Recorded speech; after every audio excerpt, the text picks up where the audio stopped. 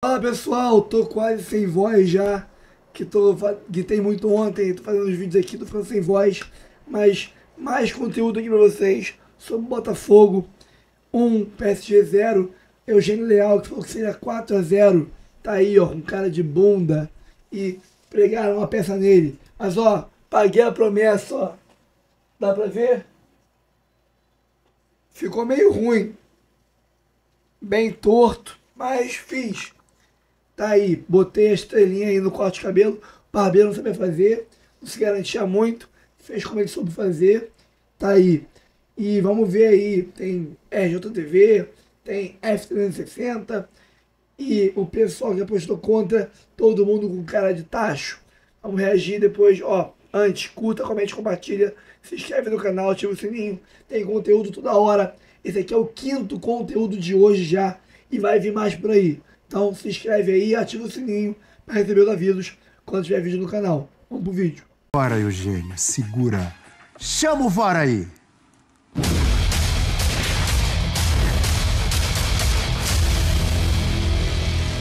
Meu palpite é 3-1 para o Paris Saint-Germain.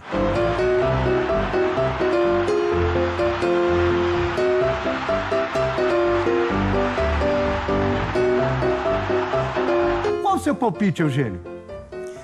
Abel, respeito a opinião de todo mundo, respeito os palpites de todos os que falam, respeito muito o torcedor do Botafogo, mas eu não tô aqui para vender ilusão.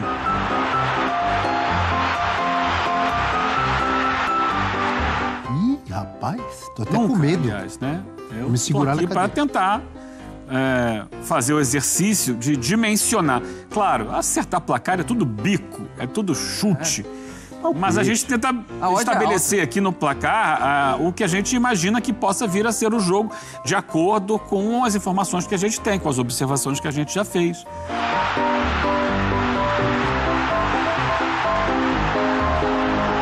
Eu acho que é 4-0 o Paris Saint-Germain. Espero estar errado. Vou torcer para que esteja errado. Eu falei que o Eugênio ia ser coerente com a apresentação dele.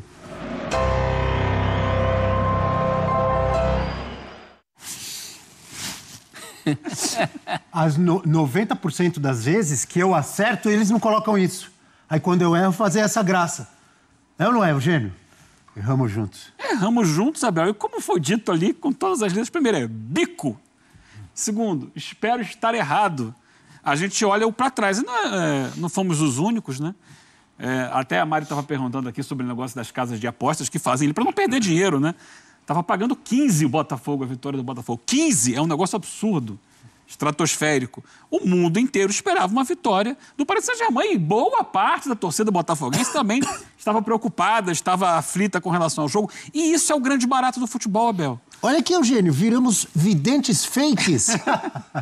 Ó, olha só para terminar o meu raciocínio. Diga lá. A vitória do Botafogo só é histórica, só é marcante, só é ainda mais importante porque justamente era inesperada. Se fosse esperado, ninguém ia estar batendo palma para o Botafogo. Ela é uma vitória da superação. É uma vitória... E esses palpites, essas coisas que a gente brinca que são bicos antes, né? A expectativa do jogo, isso tem um peso também para dimensionar caso aconteça ao contrário. Aconteceu ao contrário do que a maioria esperava, então se dimensiona que, nossa, foi gigantesco, justamente porque não se esperava que fosse a vitória do Botafogo. Então, parabéns, porque é uma superação, é algo que se conquista muito além do que se esperava.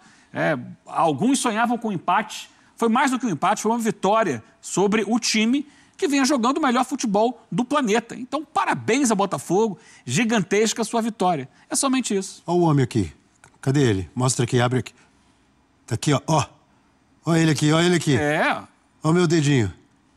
Kamehameha. Jesus. O cemitério do futebol está cheio de favoritos, disse o professor Renato Paiva antes do jogo. Lembra disso, professor? Filosofou, frase, hein? Filosofou, hein? Frase. Repetiu isso ontem. Uma frase maravilhosa. O cemitério do futebol está cheio de favoritos. Normalmente tem mais dos que não são favoritos. Repito o que eu falei ontem.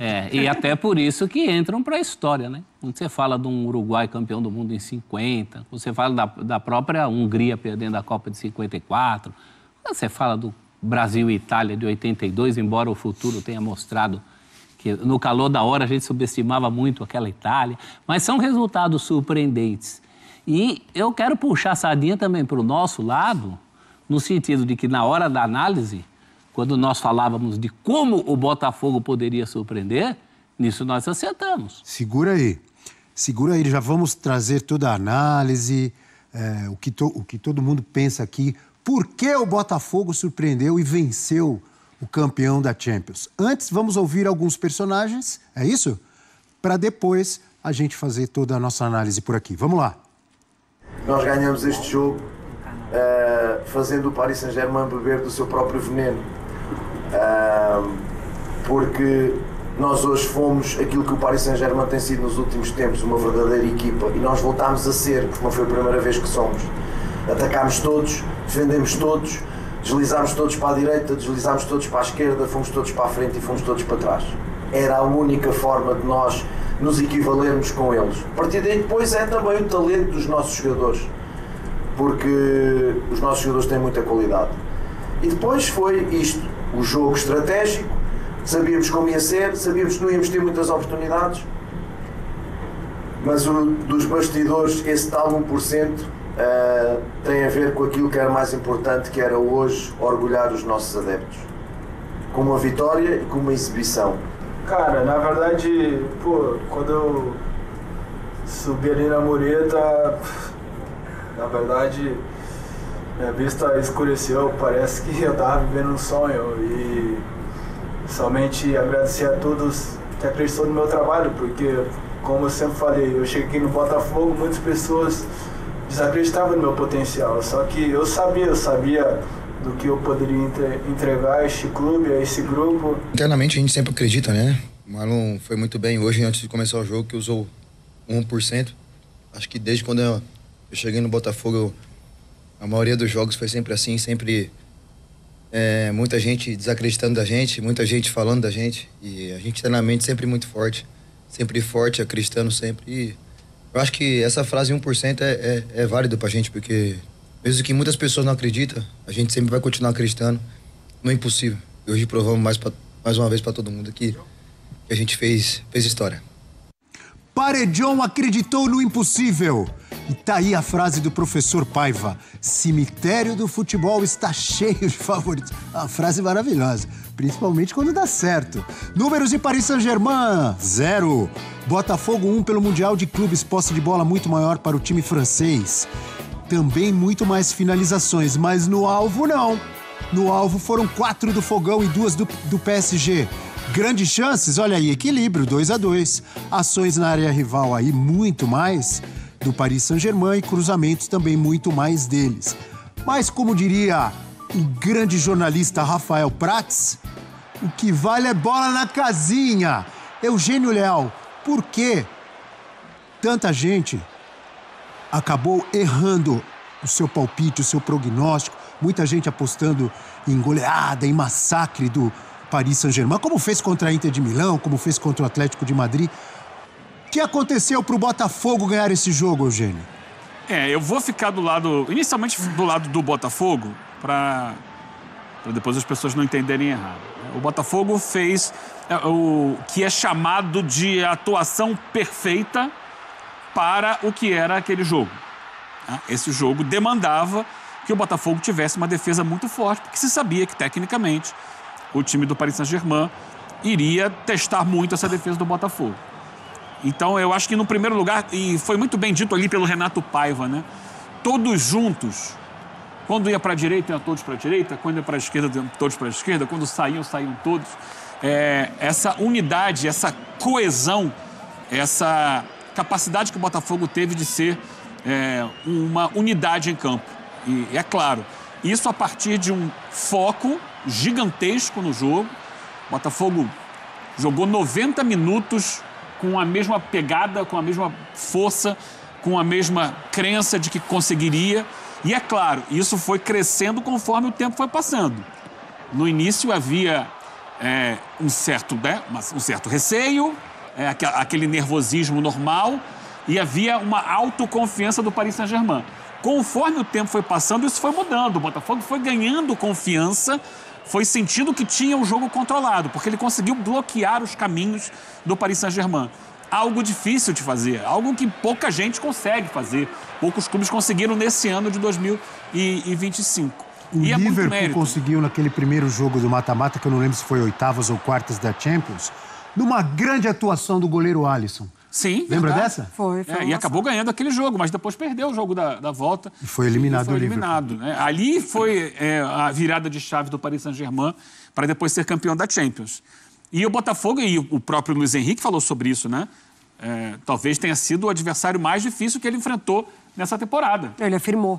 Não, ele não falou talvez, não. Ele afirmou. Ele falou assim, foi o adversário que melhor se defendeu contra a gente. Exatamente. Certo, Mário? Então, isso na temporada. Na temporada. Então, muito mérito do Botafogo, muita qualidade do Botafogo em proteger a sua área. E um dado que me chama a atenção, a gente viu ali, né? Foram apenas 2 finalizações na direção do gol para um time que teve quase 75% de posse de bola, ou seja, 3/4 do jogo, a bola ficou no pé do Paris Saint-Germain. Trocou 749 passes, com 90% de aproveitamento. Isso, e 38% das ações com bola, 38%, foram da intermediária para a linha de fundo no ataque do Paris Saint-Germain. É muita coisa isso, contra apenas 13% do Botafogo. 16 finalizações, e com isso tudo, só 2 exigiram a ação do goleiro do Botafogo. Isso mostra que a defesa teve muito sólida, teve num bloco compacto, e isso dificultou muito. Aí, os problemas do Paris Saint-Germain, o fato dele ter entrado num ritmo diferente, dele ter poupado vários jogadores, que depois acabaram entrando no segundo tempo e não mudaram o ritmo do jogo, o fato dele indo perdendo ao longo do jogo a sua confiança, isso é problema dele. O do Botafogo se defendeu muito bem, quando teve chance de sair, fez o gol no primeiro tempo, no segundo tempo teve ainda mais 2 ocasiões em que poderia ter feito mais 1 ou 2 gols, e se defendeu muito bem. Então, mérito do Botafogo. O Botafogo alcançou a atuação perfeita para o que o jogo pedia e ganhou o jogo do melhor time do mundo até aqui na temporada. Vou pedir uma tela aqui para ilustrar o que você está dizendo e que eu penso também que foi assim uma entrega, uma disciplina tática, muito mérito para o técnico Renato Paiva em ter armado o time desse jeito. E os jogadores que executaram à perfeição o plano. Exatamente, um esquema defensivo que envolveu todos os jogadores do Botafogo e não só os zagueiros. Mas temos aí a entrega que fez a diferença em cima do que estou dizendo e que o Eugênio está dizendo também. A defesa do Fogão contra o Paris Saint-Germain teve 23 desarmes, 47 rebatidas, 8 interceptações, 7 bloqueios de finalizações, 68 duelos defensivos, 16 duelos aéreos e 43 posses recuperadas. E o Alexander Barbosa, numa atuação espetacular do zagueiro do Botafogo, foi o comandante na área, porque ele lidera todos os quesitos, sem exceção, todos. Desarmes, rebatidas de cabeça, posses recuperadas, duelos vencidos, 50 ações com bola e teve nota 7,03 no algoritmo Data ESPN. Quando cheguei de manhã, fui lá pedir ao Leão, eu queria uma tela do Barbosa. Ele já está pronta, Eugênio. Aí ele mostrou essa tela aí que o pessoal do Data já tinha providenciado. Ele foi um monstro junto com o Jair, né? O Jair também fez uma partidaça. Gregory também, né? Foi o Marlon. O time todo, né? O Vitinho, no primeiro tempo, sofreu ali com o Kvaratskhelia. Mas foi o trabalho, mas segurou. Depois a coisa estabilizou. A gente está falando de destaques individuais. Coletivamente, foi uma partida perfeita do Botafogo. Me chamou a atenção o número de cruzamentos do Paris Saint-Germain, acho que mais de 71, que era o que o Botafogo obrigou o Paris Saint-Germain a fazer. Realmente o John trabalha muito pouco, mas aquela bola que ele pega de peito na cabeçada tem também esse fator anímico do jogo, né? Aquela bola do jogo que você fala assim, hoje não vai entrar. Ou o contrário, se você toma um gol ali, de repente toda essa mobilização teria ido para o vinagre. Não foi. Foi um time muito atento. E quando eu falei que a gente acertou o jeito que o Botafogo possivelmente conseguiria um resultado que lhe agradasse, foi a vitória, poderia ter sido um empate. A gente acertou aqui. A gente falou de tudo isso. A gente falou da possibilidade da entrada do Alain para para povoar mais aquele meio-campo. Isso aconteceu. Nada é por acaso, né, gente? A gente fala, ganhou. Não é a maneira mais brasileira de se ganhar, mas é a maneira que dá para ganhar hoje, esse tipo de jogo. Tem sido assim, desde aqueles do tempo do jogo único. Muita gente falou, fosse um jogo único, o Botafogo poderia ter sido campeão do mundo. Sim, poderia, porque foi muito do jeito que jogaram retroativamente Corinthians, Internacional e São Paulo. Então, mas esse aí tem algumas semelhanças, mas, por exemplo, o Corinthians, e não vou tirar mérito de jeito nenhum, merecidíssimo título mundial, a vitória do Corinthians contra o Chelsea. Mas o Cássio trabalhou muito mais do que o John. Assim como o Rogério Ceni. Rogério Ceni também. Ontem foi aquela bola que acho que é uma bola parada do Vitinha, que a gente viu agora há pouco, que a bola bate no peito do John, é uma defesa do John assim meio que sem querer, e uma no primeiro tempo que ele defende. Foi do Kvaratskhelia. Logo no início. Quero aproveitar e mandar 2 abraços aqui. Um para doutor Fábio Roberto Gaspar, um grande santista que nos assiste. E está... Pensei que fosse botafoguense. Não, vou mandar para botafoguense. Um grande santista que nos assiste e falou assim, quero ver os corneteiros que falavam mal do Jair quando ele era do Santos. Olha que atuação. Foi uma grande atuação do Jair ao lado do Alexander Barbosa. Já não fica, né? Já está saído. O senhor Antônio Augusto Pimenta, é isso? O ex-presidente de São Paulo? Sim. Antônio Augusto Pimenta, que eu encontrei no restaurante ontem, e ele me disse, assisto todos os dias, acordo e assisto o Futebol 360. Ele que era presidente do São Paulo quando o São Paulo foi campeão do mundo. Abraço também para Alfredo Toné, grande torcedor do Botafogo. Enfim, chegou um botafoguense nessa lista aí. E César Seabra, outro grande torcedor do Fogão, para toda a coletividade alvinegra. Sabe o que tem muito torcedor do Botafogo? Sabe que samba enredo me lembrou hoje? Eu vou tomar um porre de felicidade. É o fogão de tanta gente, Mari Pereira. Com números maravilhosos no sistema defensivo, com Alexander Barbosa e com Jair, que você destacou. Fale mais, por favor, Mari. Exatamente. Eu queria até aproveitar e pegar o gancho da fala do Eugênio, porque é muito comum, né? A gente vê vários argumentos para desmerecer, para desqualificar uma conquista brasileira. Assim, no mundo todo a gente vê isso acontecer. A gente vem de uma Olimpíada em que a seleção feminina passou por isso ao vencer a Espanha, ao golear a Espanha. Desde o túnel ali, as espanholas já nessa soberba, e o Brasil foi lá e conseguiu responder em campo. Ontem a entrevista do Paiva foi muito boa.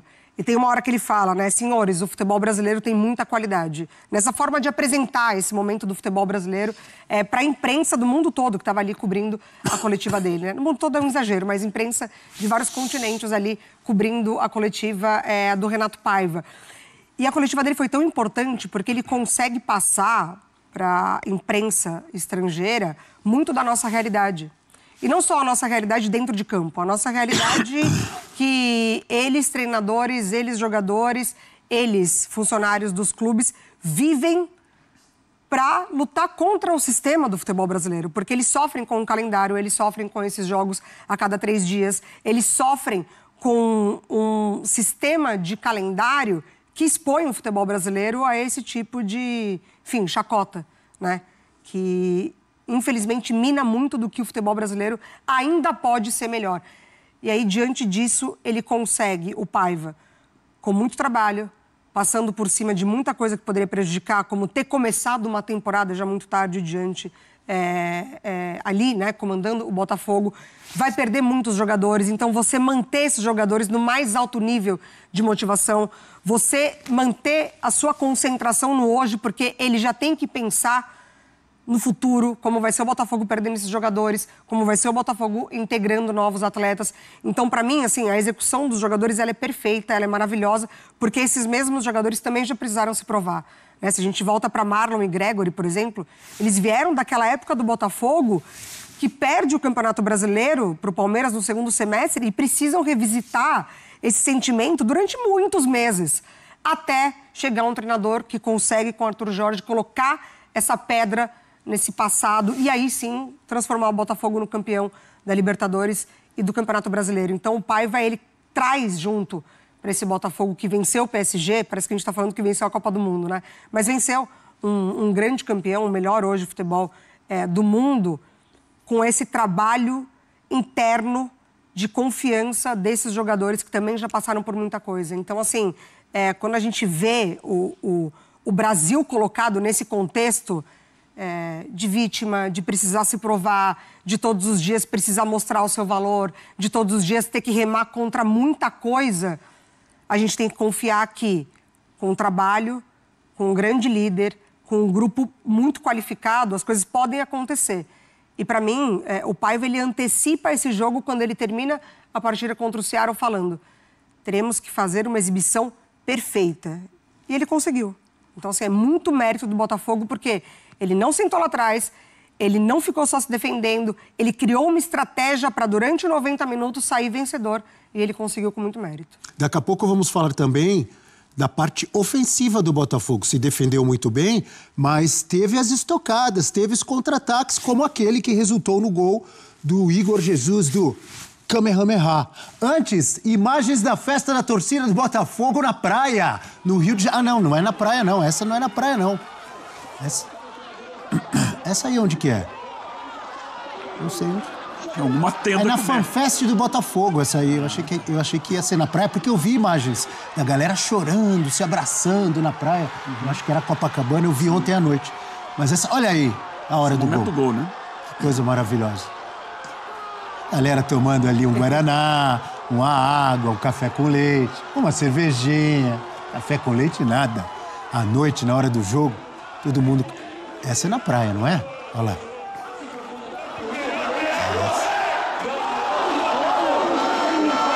Festa merecida, aí vai ter gente que vai falar: mas o Botafogo ganhou o quê? Ué, ganhou do time que acabou de ser campeão da Champions, atropelando todo mundo. Claro. Não é pra comemorar? É pra comemorar. Muito. Claro que é pra comemorar. Ah, agora sim, olha aí. As areias do Rio de Janeiro, a festa da torcida. Olha aí. Ah, essa imagem que eu vi. O pai com a filha. O pai com a filha, que eu tinha visto. Traz a história deles, né? Eu tinha visto ontem à noite. Olha aí a emoção do torcedor do Botafogo. Uma vitória linda, uma vitória histórica. Há quanto tempo a gente não via um time sul-americano mesmo vencendo um grande europeu? E o Botafogo conseguiu uma vitória que entra para a história. Poucos apostavam no Botafogo, talvez torcedores do Botafogo. Mas o Paris Saint-Germain era muito favorito e essa festa é bonita e é merecida. Parabéns ao torcedor do Botafogo. Foi uma vitória de entrega, de raça, de disciplina tática e de acreditar até o final para segurar o Paris Saint-Germain, que vem atropelando muita gente. Gostaria de falar, vou começar com você, professor, sobre a parte ofensiva. Porque claro que o Botafogo ficou a maior parte do jogo se defendendo. Mas teve também uma estratégia para atacar, para agredir. Sim. E para dar trabalho para os zagueiros e para a defesa do Paris Saint-Germain, não teve? Tanto que faz o gol dessa estratégia, repete essa tentativa pelo menos mais 2 vezes, né? Contra-ataques que poderiam ter rendido mais gols, foi tudo calculado, não foi à toa. Claro que a prioridade era primeiro se defender. Não deixar o PSG fazer o que estava fazendo com todo mundo nos últimos jogos. O PSG vem de uma final histórica e olha que contra um time que se defende bem, a Inter de Milão. E fez um placar histórico em final de Champions. A estreia contra o Atlético de Madrid também foi de dar medo, a verdade é essa. Quem viu a disposição do PSG, e eu falava que uma das esperanças era que o PSG tivesse mais de ressaca, isso não aconteceu. Ontem a estratégia, e você falou do pouco que o John trabalhou, realmente porque a barreira era feita mais à frente. Né? O Botafogo criava problemas para o PSG mais à frente do John. E, num segundo momento, claro, que a ordem é essa mesmo. Não foi uma vitória brasileira dos velhos tempos, isso já não tem mais. O que eu acho que é um mérito do futebol brasileiro, porque o futebol que se joga hoje pede esse tipo de estratégia também. O Brasil perdeu muita coisa por não utilizar essa estratégia. Eu acho que é um jeito de encarar o jogo. Era o único jeito que o Botafogo tinha de encarar esse jogo ontem. Foi perfeito nisso. Estocadas. E não era aquela coisa do bate e volta, sabe? Aquele sufoco de noite de Libertadores, que você está olhando o time estrangeiro e fala: lá vem os caras de novo, lá vem os caras de novo. Água mole em pedra dura, tanto bate até que fura. Não era esse sentimento. Claro que a qualidade do adversário fez com que a bola rondasse a área do Botafogo até o fim da partida. Mas não era aquela coisa desesperada. Você percebia uma postura muito consciente dos jogadores.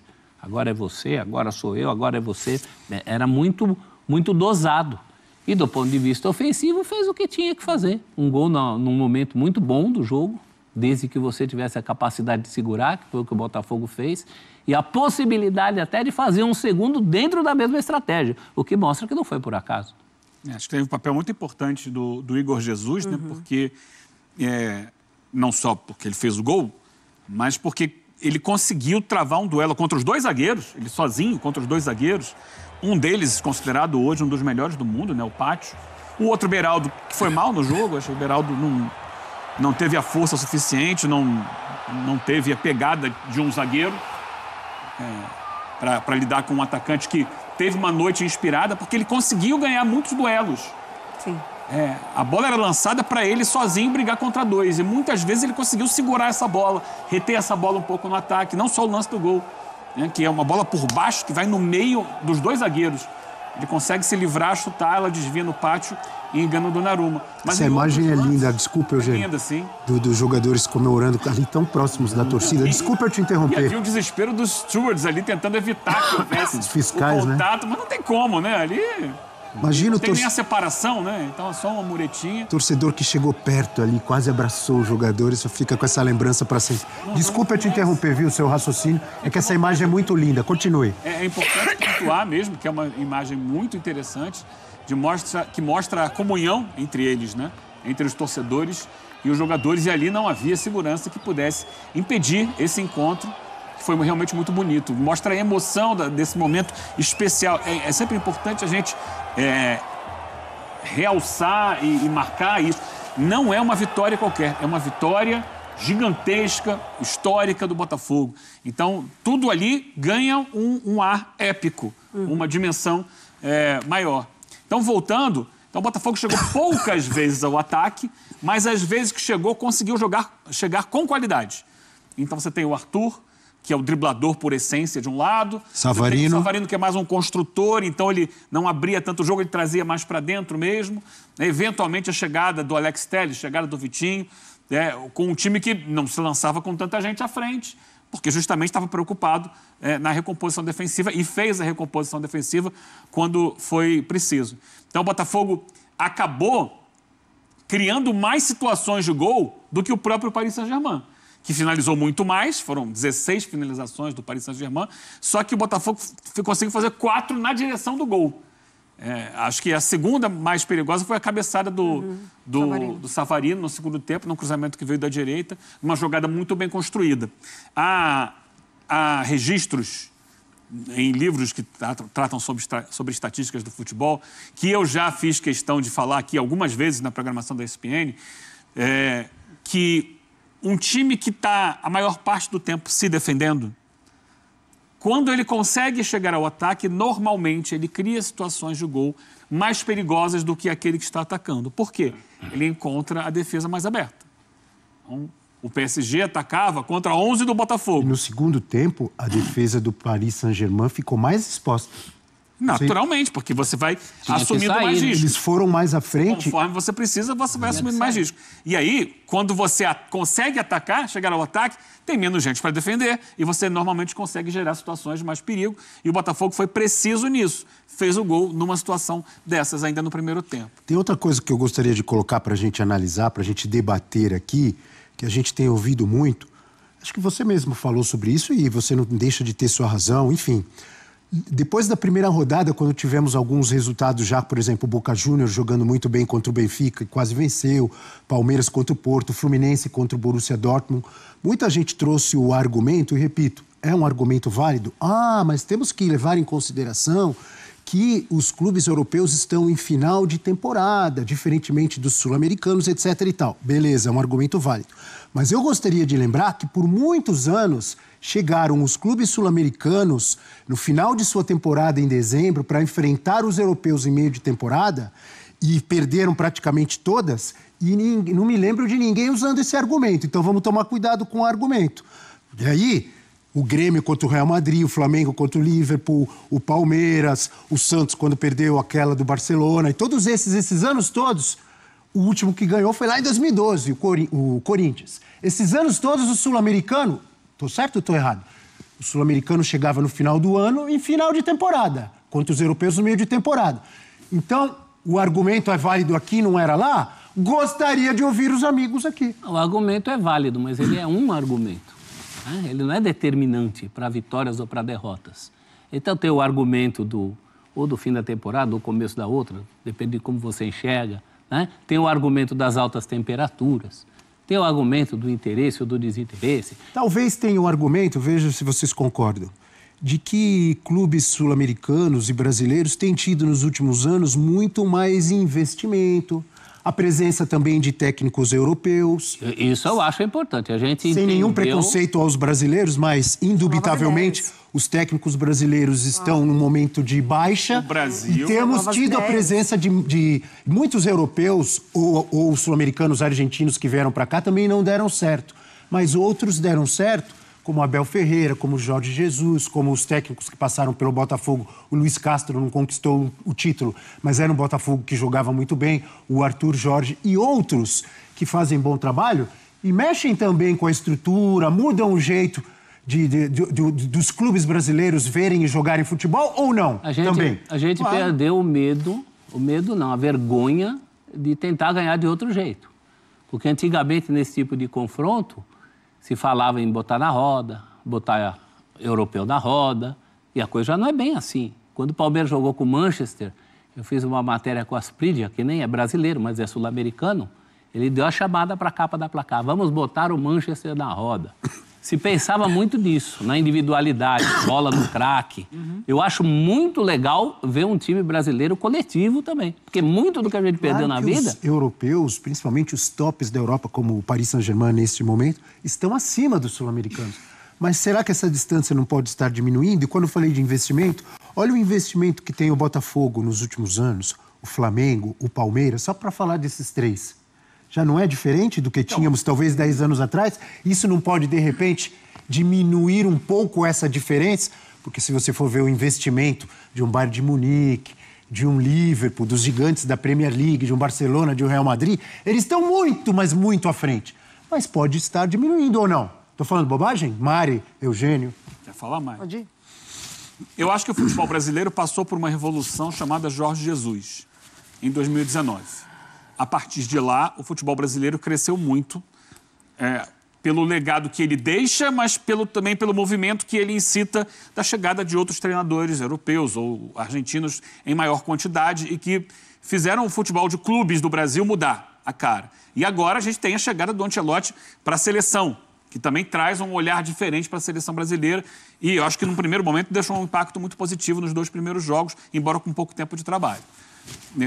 Agora, essa competição, vou voltar aqui a um assunto que a gente já falou essa semana, ela serve muito para a gente debater esse tipo de coisa. A questão é, aonde a gente quer chegar em provar uma coisa ou provar outra, sabe? Nós só queremos melhorar o nível do nosso futebol, Eugênio. O futebol brasileiro é melhor. Gente, você acabou de falar em dinheiro. Tem mais dinheiro no futebol brasileiro. Por mais que tenha dinheiro no futebol brasileiro, não se compara com o dinheiro que tem lá. Claro, sim. Não se compara. Então, ontem o Botafogo ganhou, a gente está exaltando uma brilhante atuação do Botafogo, mas a vitória acontece porque ele conseguiu entender as circunstâncias do jogo e montar um sistema defensivo muito forte que impediu o Paris Saint-Germain de fazer os gols. Mas será que ele conseguiria, se fosse para um jogo aberto, de vou jogar o tempo inteiro lá em cima também, como diz o outro, né, trocar finalizações para lá e para cá? Não sei. Mas isso não tira o mérito. Teve vários outros não estou tirando o mérito, não. Que tentaram jogar assim contra o Paris Saint-Germain e não conseguiram. É questão de você entender as circunstâncias da superioridade técnica do adversário e montar uma estratégia que foi muito bem executada e que funcionou e que deu certo. No final das contas, ganhou o jogo. Maravilhoso. Agora, as pessoas ficarem dizendo que lá o futebol europeu não presta, que é tudo muito ruim. Não, nada a ver isso. Sabe, essa que é a questão. Aonde a gente quer chegar com essa conversa? A gente precisa entender que sim, que estamos indo muito bem, maravilhosamente nesse Mundial de Clubes, mas você quer provar o quê ao dizer que o futebol europeu não presta? Porque basta a gente olhar. Mas quem que falou isso? Que o futebol mas europeu... tem um monte de gente dizendo isso, Abel, o tempo todo. Tem um monte de gente dizendo isso o tempo todo, porque é um debate que se cria a partir do que a gente tem visto nesse Mundial de Clubes. Então, sim, o futebol brasileiro melhorou. O Brasil continua sendo o que sempre foi. o maior exportador de jogadores do planeta. Tem jogador brasileiro, e a gente pode pegar esse Mundial de Clubes mesmo, mundial, exatamente. em todos os times. Ou, se não em todos, em 99%. É o país que mais tem jogador. Da Coreia tem jogador brasileiro. Vai pegar o time da África, tem jogador brasileiro. Os europeus têm jogadores brasileiros. Só não tem nos argentinos, que aí é uma questão diferente. Mas o Brasil ainda tem essa questão da primazia técnica e o Brasil está passando por uma evolução tática no dia a dia aqui, que só não aparece mais dentro das competições do futebol brasileiro pelo que a Mari falou e pelo que a gente debate aqui. Porque a estrutura do futebol brasileiro dificulta muito a qualidade do jogo praticado aqui. Pelo calendário muito apertado, muitas vezes por gramados que não são muito bons, e outras arbitragens que são péssimas, algumas culturas que a gente tem aqui dos próprios jogadores, de ficar simulando o tempo inteiro, caindo, demora para bater falta, demora para bater escanteio, demora tudo. Isso tira um pouco do brilho do futebol brasileiro. Mas, indiscutivelmente, o nosso futebol tem qualidade. Isso aí, a gente está aqui o dia inteiro, diariamente falando, debatendo o futebol brasileiro, e eu sempre digo para você que o futebol brasileiro é uma delícia, porque tem essa qualidade. Agora, ele poderia ser melhor se fosse um produto melhor tratado.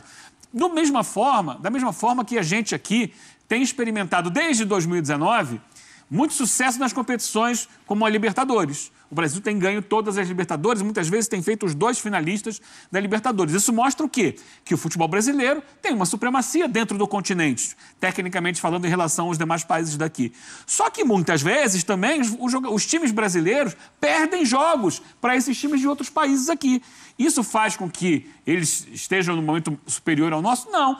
É que dentro do campo, quando você tem uma boa estratégia, o Flamengo perdeu para o Central Córdoba. O Central Córdoba é melhor que o Flamengo? Não é melhor que o Flamengo. Mas foi no Maracanã e ganhou do Flamengo, na Libertadores.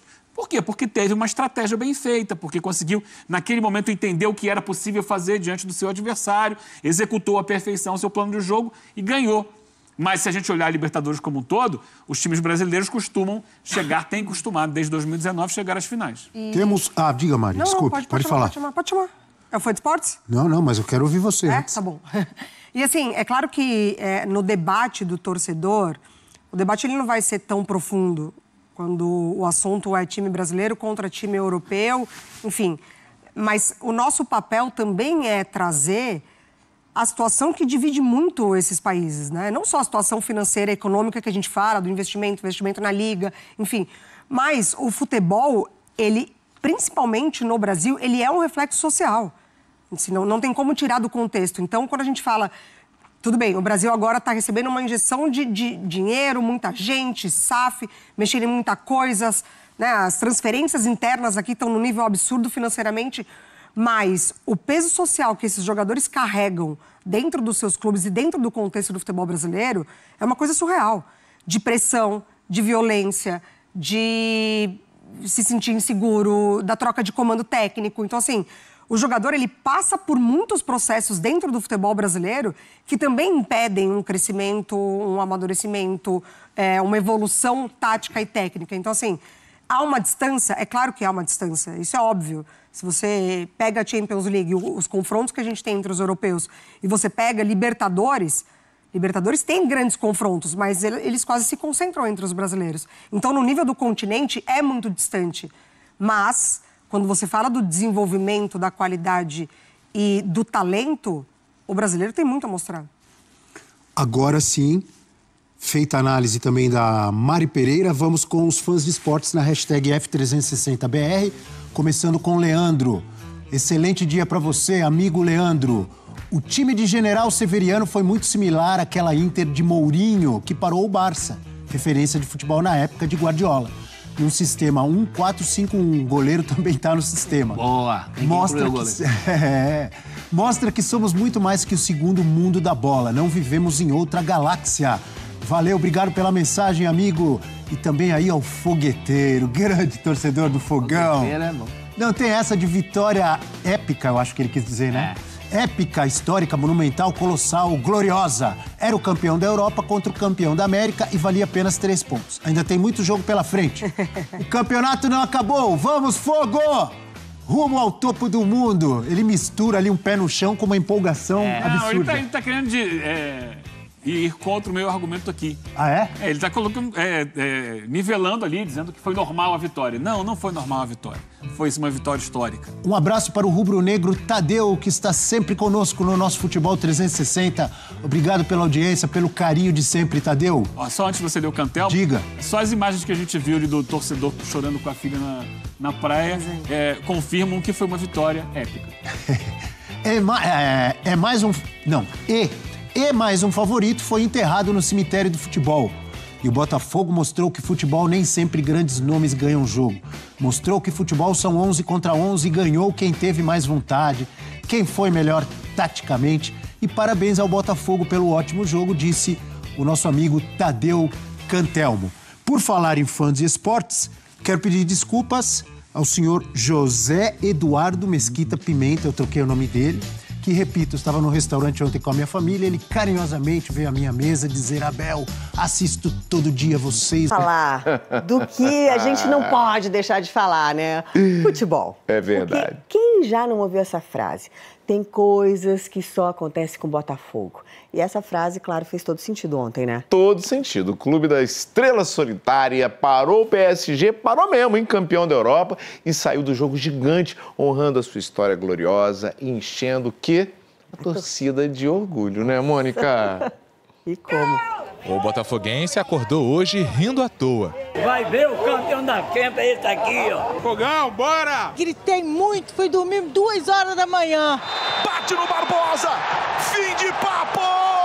Fiquei muito feliz mesmo. E essa energia positiva toda deu certo, né? Deu certo, mas tem que dar, a gente tem que partir pra cima mesmo, não tem que ter medo de ninguém, não. Ontem, o Botafogo enfrentou o Paris Saint-Germain pela Copa do Mundo de Clubes da FIFA, na Califórnia, nos Estados Unidos. Aos 35 minutos do primeiro tempo, o atacante Igor Jesus marcou o gol que deu a vitória do clube carioca sobre o atual campeão da Liga dos Campeões da Europa.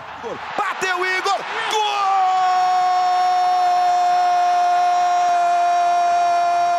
Seu José nem conseguiu dormir de tanta felicidade. Dormi nada, eu fiquei batendo palma a noite toda. Palma pro Botafogo! Acordei sem acreditar. Fui dormir, consegui dormir 3 horas da manhã, acordei 6 para trabalhar, nem acreditei. Em Bangu, na zona oeste do Rio, muitos torcedores aproveitaram para ostentar um manto pelas ruas. Tô feliz da vida, gente, 1% pra gente é muito. 1% pra gente é muito. Então a gente foi lá e arrebentou. Eu sabia que isso ia acontecer. Existem coisas que só acontecem com o Botafogo. Hoje cedo, Marleide ainda estava em clima de muita comemoração. Haja fôlego. Um empate estava de bom tamanho pra gente, mas a vitória tá melhor ainda, né? Pra que melhor que isso? Até mesmo os torcedores de outros clubes reconheceram a façanha do Botafogo. Não teve jeito. Eles arrebentaram. E o jogo é jogado e o lambaria é pescado. São 11 jogadores, né, campeão? Os caras só precisam de uma bola só. Competir no Mundial, sabe como é que é, né? Levando a vitória também pro nosso Rio. É tudo de bom para nós. E o Botafogo mereceu a vitória, mereceu mesmo de coração. A vitória do Botafogo sobre o PSG teve um feito histórico. Essa é a primeira vez que um time da América do Sul vence um time europeu na Copa do Mundo de Clubes. Com a vitória, o Botafogo assumiu a liderança isolada do Grupo B com 100% de aproveitamento. Depois da conquista do Campeonato Brasileiro e da Libertadores no ano passado, os botafoguenses agora estão sonhando cada vez mais alto. Ano passado ganhamos 2, agora estamos tentando ganhar esse. Vamos ver se vai ser possível. Vamos pra final, se Deus quiser trazer esse caneco. Também, falta ele, vamos trazer. Mais um pra coleção, né? Mais um pra coleção, mais um. Se Deus quiser, nós vamos trazer. É isso. Que alegria! Sonhar, tem que comemorar, porque foi um feito e tanto, Com certeza, parabéns, Botafogo. Bom, pessoal, então é isso. Fico por aqui, tá? Dá uma moral aí. Curte, comente, compartilhe, se inscreva no canal, ativa o sininho, tá? Tem link pra você ir pro Instagram, pro canal reserva, canal principal, tudo aqui na descrição. Dá uma moral pra gente. Botafogo é maravilhoso, cara. Botafogo é uma parada fora de série. Obrigado, meu Deus. Obrigado por ser Botafogo, cara. Obrigado. Vamos partir pro próximo vídeo aí. Mais tarde a gente conversa mais. Tamo junto. É Botafogo. Vamos agora ir rumo ao título mundial. E vamos fazer. Agora é loucura. Agora é loucura. Daí pra frente é só loucura. vamos rumo ao Mundial.